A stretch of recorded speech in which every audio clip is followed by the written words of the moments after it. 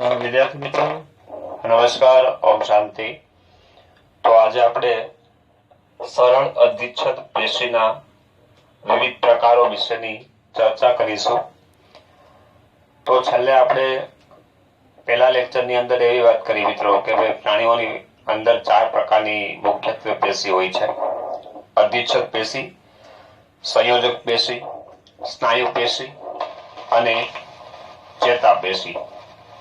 તો અધિચ્છદ પેશી છે એ સરળ અને સ્ત્રુત એવી બે અલગ અલગ પ્રકારની અધિચ્છદ પેશી છે।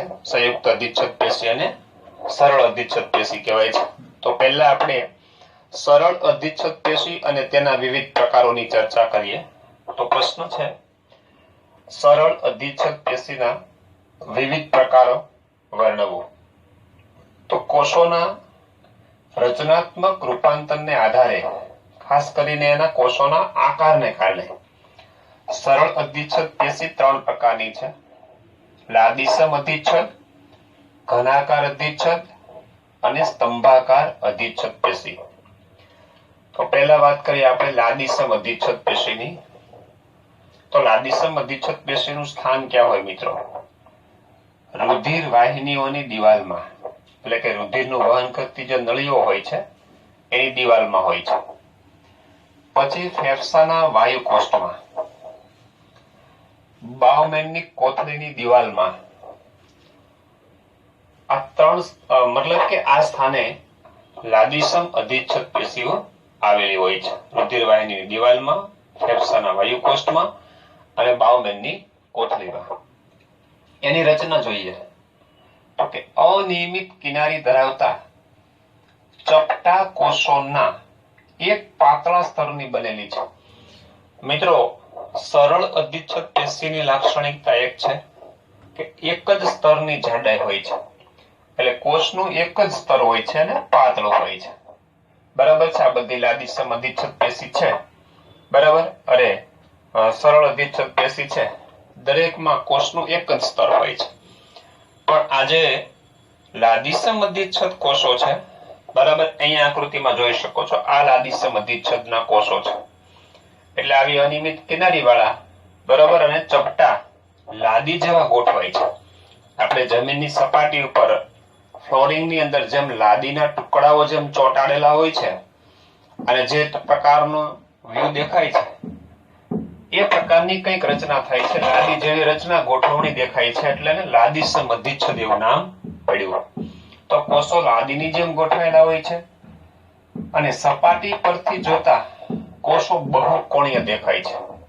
સપાટી ઉપરથી આમ જુઓ તો કોષો આમ બહુકોણીય દેખાય છે, એટલે બહુકોણીય દેખાવ કહેવાય। કોષના મધ્યમાં ગોઠવાયેલું હોય છે, કોષ કેન્દ્ર કોષના મધ્ય ભાગમાં હોય છે। તો આ કોષ કેન્દ્ર છે, બધા કોષોમાં જોઈ શકો છો, કોષની મધ્યમાં કોષ કેન્દ્ર ગોઠવાયેલું હોય છે। કાર્ય શું કરે છે? રક્ષણનું કાર્ય કરે છે, પ્રસરણનું કાર્ય, વાત વિનિમય અને ગાળણ જેવા કાર્યો કરે છે। મિત્રો, અલગ અલગ સ્થાને હોય છે, બરાબર? એટલે જુદા જુદા કાર્યો સાથે સંકળાય છે। રક્ષણાત્મક કાર્ય કરે છે, બહારના સ્તર જે સ્થાને હોય ત્યાં। પ્રસરણનું કાર્ય એટલે કે રુધિર વાહિની છે એમાં હોય તો રુધિર વાહિની અને બીજા કોષો વચ્ચે જ્યારે દ્રવ્યોની આપ-લે થાય ત્યારે પ્રસરણની ક્રિયા સાથે સંકળાય છે। વાત વિનિમય, વાયુઓની આપ-લે, મિત્રો ફેફસાના વાયુકોષ્ઠમાં હોય છે, તો એ ફેફસાના વાયુકોષ્ઠમાં હોય છે, આ વાયુકોષ છે, તો આ રુધિર વાહિની છે, તો એમની વચ્ચે O2 CO2 ની આપ-લે માટે, વાત વિનિમય માટે, અને ગાળણની ક્રિયા બાઉમેનની કોથળીમાં હોય છે મિત્રો, બરાબર છે? આ બાઉમેનની કોથળી આવી હોય તો આ બાઉમેનની કોથળીની અંદર ગાળણની ક્રિયા, બરાબર, એની સાથે પણ સંકળાય છે। હવે જોઈએ મિત્રો ઘનાકાર અધિચ્છદ પેશી, બરાબર? તો સ્થાન જોઈએ ગ્રંથિઓની નલિકાઓમાં, એટલે કોઈ સ્ત્રાવ કરતી ગ્રંથિઓ હોય છે તો એ ગ્રંથિની જે નળીઓ હોય છે એની અંદર ઘનાકાર અધિચ્છદ હોય છે। પછી મૂત્રપિંડમાં હોય છે, એમાં મૂત્રપિંડ નલિકાના નિકટવર્તી ભાગમાં, મૂત્રપિંડ નલિકાનો નિકટવર્તી ભાગ અને દુરસ્થ ગૂંચળામય ભાગ, હવે મિત્રો મૂત્રપિંડ નલિકાની રચના છે જાણો છો. આ રીતે આ બાવમેની કોથળી શરૂઆતમાં હોય છે અને પછીનો જે ગૂંચળાવાળો ભાગ હોય છે, પછી આવો યુ આકારનો પાસ હોય છે અને પછી આવી નળી હોય છે સંગ્રહણ નલિકા. તો આ જે ભાગ છે મિત્રો બાવમેનની કોથળીની નજીકનો ગૂંચળાવાળો ભાગ છે એને નિકટવર્તી ગૂંચળામય ભાગ કહેવામાં આવે છે. પીસીટી પ્રોક્સિમલ કોન્વોલ્યુટેડ ટ્યુબ્યુલ એવું અંગ્રેજીમાં કહેવાય છે, જેને ટૂંકમાં પીસીટી કહેવાય છે. અને આ જે દૂરસ્થ ગૂંચળામય ભાગ છે જેને ડિસ્ટલ કોન્વોલ્યુટેડ ટ્યુબ્યુલ ડીસીટી કહેવામાં આવે છે. પીસીટી અને ડીસીટી, તો આ ભાગ છે પીસીટી અને આ ભાગ છે ડીસીટી. એના અંદરની જે દિવાલ છે મિત્રો ત્યાં આ ઘનાકાર કોષો આવેલા હોય છે. રચના જોઈએ. કોષો ઘનાકાર છે. કોષો ઘનાકાર અધિચ્છદ પેશી છે. અહીં આકૃતિમાં જોઈ શકો છો આ ઘનાકાર અધિચ્છદ પેશી છે. એટલે કોષો છે એ લંબાઈ, પહોળાઈ અને ઊંચાઈમાં સમાન કદના હોય, જેને આપણે આકાર સમઘન કહીએ છીએ. એટલે ઘનાકાર કોષો છે. સપાટી પરથી જોતા કોષો બહુકોણી દેખાય છે. એટલે કે આ કોષોનું આખું સ્તર હોય છે, બરાબર. એ સ્તર અહીં પાર્શ્વ બાજુથી જોઈએ તો એક જ લાગે, પણ ઉપરથી તમે જુઓ તો આમ ઘણા બધા સ્તર ગોઠવાયેલા હોય ઉપરની સપાટીથી, બરાબર છે. તો આપણને એક સ્તર લાગે છે, બરાબર છે. કોઈ મીઠાઈ હોય મિત્રો, મીઠાઈ થાળીની અંદર પાથરેલી હોય છે. હવે એનું એક જ સ્તર હોય છે. પાર્શ્વ બાજુથી તમે જુઓ તો સ્તર એક જ હોય છે, પણ ઉપરથી જુઓ તો ઘણા બધા ટુકડા દેખાય છે, તો એ બહુકોણીય દેખાય છે. વાસ્તવિક રીતે ડીશની અંદર સ્તર તો એક જ છે. હા, તો સેમ એ રીતની ઘનાકાર પેશીની રચના હોય છે. તો કોષો ઘનાકાર છે. સપાટી પરથી જોતા કોષો બહુકોણીય દેખાય છે. મધ્યમાં ગોળાકાર કોષ કેન્દ્ર ગોઠવાયેલું હોય છે. આ મધ્યની અંદર ગોળાકાર કોષ કેન્દ્ર ગોઠવાય છે. કેટલાક અંગોમાં કોષોની મુક્ત સપાટી પર સૂક્ષ્મ રસાંકુરો હોય છે. શું આવેલું હોય છે? સૂક્ષ્મ રસાંકુરો. એટલે કે આ સપાટી પર કેટલાકમાં શોષણના કાર્ય સાથે સંકળાયેલા હોય એવા સૂક્ષ્મ રસાંકુરો આવેલા હોય છે. હવે મિત્રો સૂક્ષ્મ રસાંકુરો હોય તો સૂક્ષ્મ રસાંકુરો હંમેશા શોષણના કાર્ય સાથે સંકળાયેલ હોય છે. એ શોષણનું કાર્ય કરે છે. રસાંકુરોનું કાર્ય છે શોષણ કરવાનું. એટલે સૂક્ષ્મ રસાંકુરો હોય છે. દાખલા તરીકે પીસીટી પ્રોક્સિમલ કોન્વોલ્યુટેડ ડિસ્ટલ, જે નિકટવર્તી ગૂંચળામય ભાગ છે મિત્રો, બરાબર. તો એ શોષણના કાર્ય જે ગાળણ બને છે, બરાબર છે. ગાળણ ઉત્સર્ગ દ્રવ્ય વત્તા પાણી.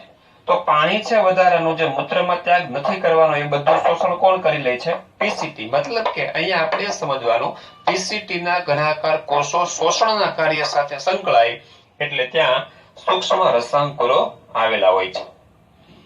આ સપાટી બ્રશ બોર્ડર જેવી દેખાય છે. બ્રશ બોર્ડર એટલે મિત્રો આપણે ટૂથબ્રશ હોય છે તો ટૂથબ્રશની રચના કેવી હોય છે? આ હેન્ડલ હોય છે અને અહીંયા આ રીતની આ બ્રશની સપાટી હોય છે. આ બ્રશની સપાટી હોય છે. હા, તો આ કોષો છે અને કોષની આ સપાટી ઉપર આવા સૂક્ષ્મ રસાંકુરો છે. એટલે આ જે બ્રશ હોય એ ટાઈપની રચના થઈ ગઈ કે નહીં? એટલે આ સપાટીને શું કહેવામાં આવે છે? બ્રશ બોર્ડર જેવી દેખાય છે. ઓકે. અંડપિંડમાં અને શુક્રપિંડમાં આવેલી, અંડપિંડમાં સ્થાન ક્યાં હોય છે? અંડપિંડમાં પણ હોય છે. અને શુક્રપિંડમાં આવેલી શુક્રોત્પાદક નલિકામાં આ પેશીને જનન અધિચ્છદ કહેવાય છે. તો મિત્રો શુક્રપિંડમાં પણ હોય છે. શુક્રપિંડ હોય, સોરી, અંડપિંડમાં પણ હોય છે અને શુક્રપિંડમાં હોય છે.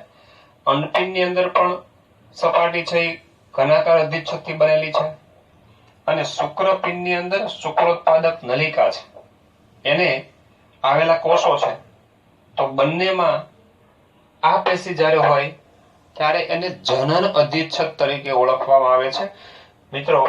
કારણ કે આ જનન કોષો એટલે કે અંડપિંડ હોય તો એમાં જે ઘનાકાર અધિચ્છદ પેશી હોય એ અંડકોષ ઉત્પન્ન કરે અને શુક્રપિંડમાં શુક્રોત્પાદક નલિકા હોય છે, એમાં જે ઘનાકાર અધિચ્છદ પેશી હોય છે એ શુક્રકોષોને ઉત્પન્ન કરે છે. તો ઘનાકાર અધિચ્છદ પેશી શુક્રપિંડમાં અને અંડપિંડમાં જનન કોષોનું નિર્માણ કરે છે, માટે એને જનન અધિચ્છદ પણ કહેવામાં આવે છે. હા, માત્ર અંડપિંડ અને શુક્રપિંડમાં જ એને જનન અધિચ્છદ કહેવાય. ઓકે. કાર્ય રક્ષણનું કાર્ય કરે છે, સ્ત્રાવ શોષણનું કાર્ય કરે છે, ઉત્સર્જન અને પ્રજનન કોષોનું નિર્માણ. તો આ બધા કાર્યો સાથે સંકળાયેલી પેશી. ત્યાર પછી મિત્રો વાત કરીએ સ્તંભાકાર અધિચ્છદ પેશી. તો સ્થાન ક્યાં હોય? જઠર અને આંતરડાના અસ્તરમાં.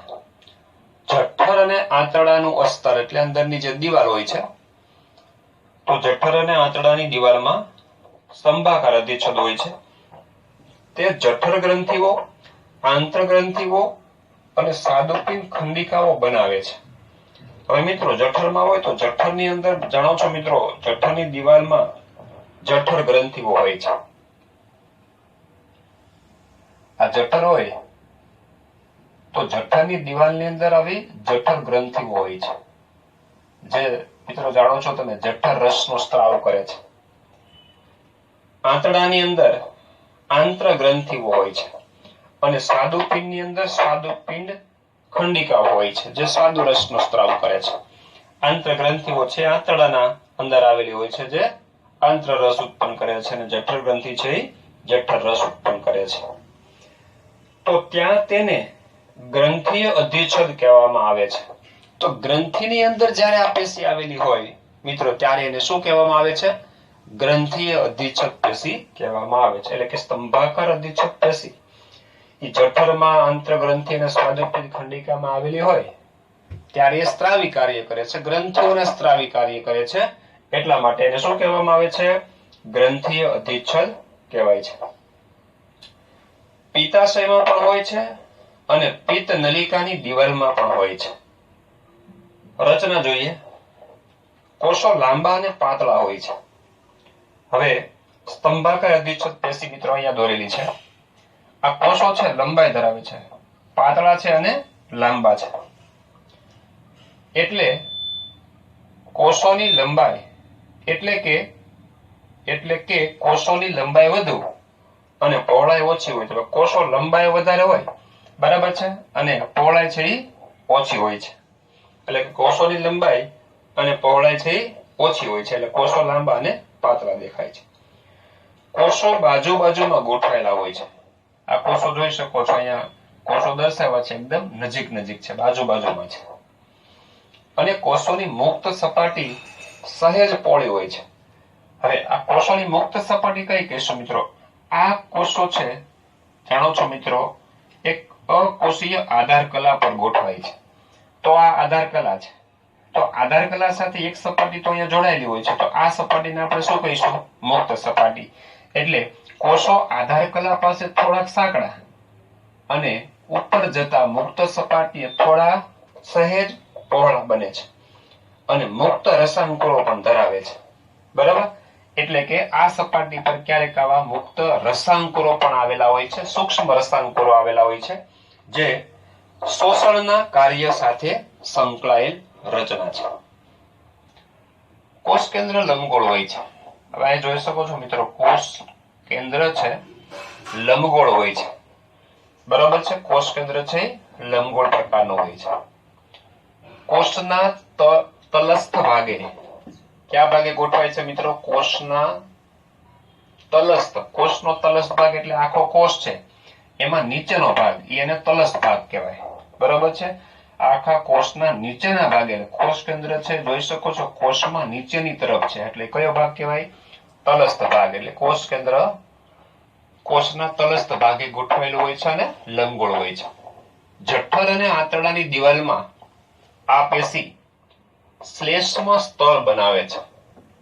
મિત્રો જઠરની અંદર હોય અને આંતરડાની અંદર હોય ત્યારે આ પેશી છે એ શ્લેષ્મ સ્તર બનાવે છે. એટલે જઠરની અને આંતરડાની દિવાલ છે મિત્રો, અન્નમાર્ગની દિવાલ 4 સ્તરની બનેલી હોય છે. બરાબર છે? તો એ 4 સ્તરમાંથી જે શ્લેષ્મ સ્તર નામનું સ્તર છે એ બરાબર છે આ સ્તંભાકાર અધિચ્છદ પેશીથી બનેલું હોય છે. કારણ કે ત્યાં આ પેશીના કેટલાક કોષો ગોબલેટ કોષો ધરાવે છે. એટલે કે આ પેશીના કેટલાક કોષો છે એ ગોબલેટ કોષો ધરાવે છે જે શ્લેષ્મનો સ્ત્રાવ કરે છે. એટલે અહીંયા મિત્રો જોઈ શકો છો આ સ્તંભાકાર પેશી છે. તો આ સ્તંભાકાર પેશીની અંદર આ કોષ છે ગોબલેટ કોષ છે, આ એક જે બાકીના કોષોથી અલગ દેખાય છે. તો આ ગોબલેટ કોષો છે એ શ્લેષ્મ નામના ચીકણા પદાર્થનો સ્ત્રાવ કરે છે. બરાબર? તો ગોબલેટ કોષો શ્લેષ્મનો સ્ત્રાવ કરે છે, ચીકણા પદાર્થોનો સ્ત્રાવ કરે છે.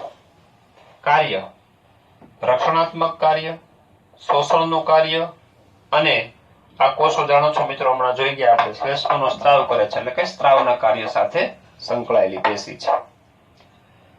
પછી છે પક્ષમલ અધિચ્છદ. હવે પક્ષમલ અધિચ્છદ મિત્રો જે ઘનાકાર કે સ્તંભાકાર કોષોની મુક્ત સપાટી પક્ષમો ધરાવતી હોય તેને પક્ષમલ અધિચ્છદ કહેવાય છે. એટલે વાસ્તવિક રીતે જોઈએ તો પક્ષમલ અધિચ્છદ છે એ ઘનાકાર અધિચ્છદ અને સ્તંભાકાર અધિચ્છદનું એક રૂપાંતરિત સ્વરૂપ છે. આ ઘનાકાર કોષો છે, એક જ સ્તરમાં ગોઠવાયેલા છે. આ સ્તંભાકાર કોષો છે જેની લંબાઈ વધારે છે, પહોળાઈ ઓછી છે, નીચેના થેળીથી સાંકડા છે અને ઉપરની મુક્ત સપાટીએ થોડાક પહોળાઈ ધરાવે છે. હવે આ બંને કોષો, બંને પેશીના કોષો જ્યારે પક્ષમો ધરાવે, એટલે હવે હું અહીં દોરું છું, આ ચાલો પક્ષમો છે, આ શું છે મિત્રો? પક્ષમો.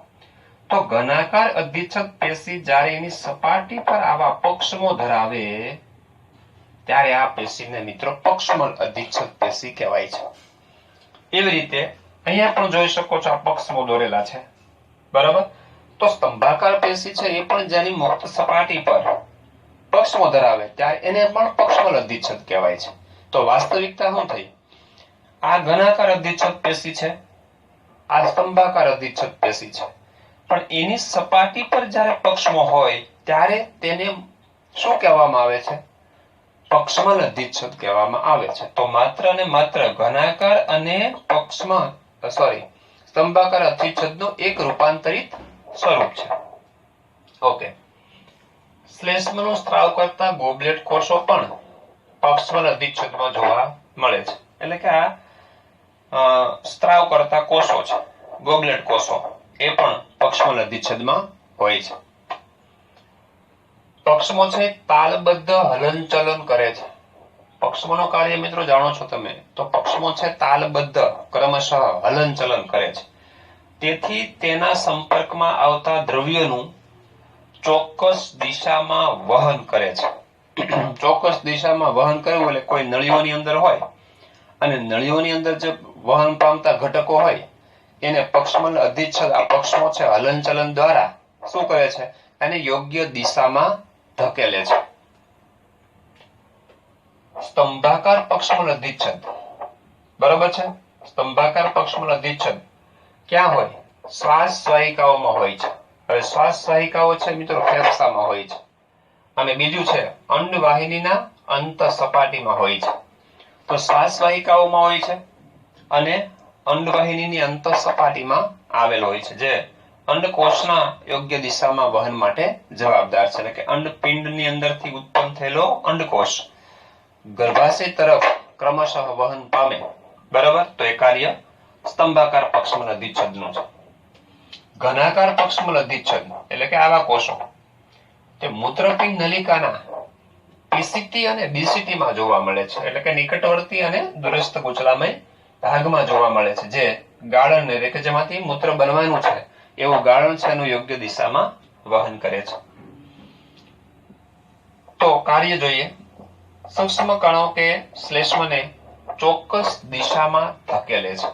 એટલે કે સૂક્ષ્મ કણો જે પક્ષમલ અધિચ્છદ જે નળીઓમાં હોય છે, જેમાં કોઈ દ્રવ્યનું વહન થાય છે, એ સૂક્ષ્મ કણો કે શ્લેષ્મને ચોક્કસ દિશામાં ધકેલવાના કાર્ય સાથે આ પેશી સંકળાયેલી હોય છે. તો મિત્રો આ વાત થઈ ગઈ સરળ અધિચ્છદ પેશીના વિવિધ પ્રકારોની. અચ્છા, ઓમ શાંતિ.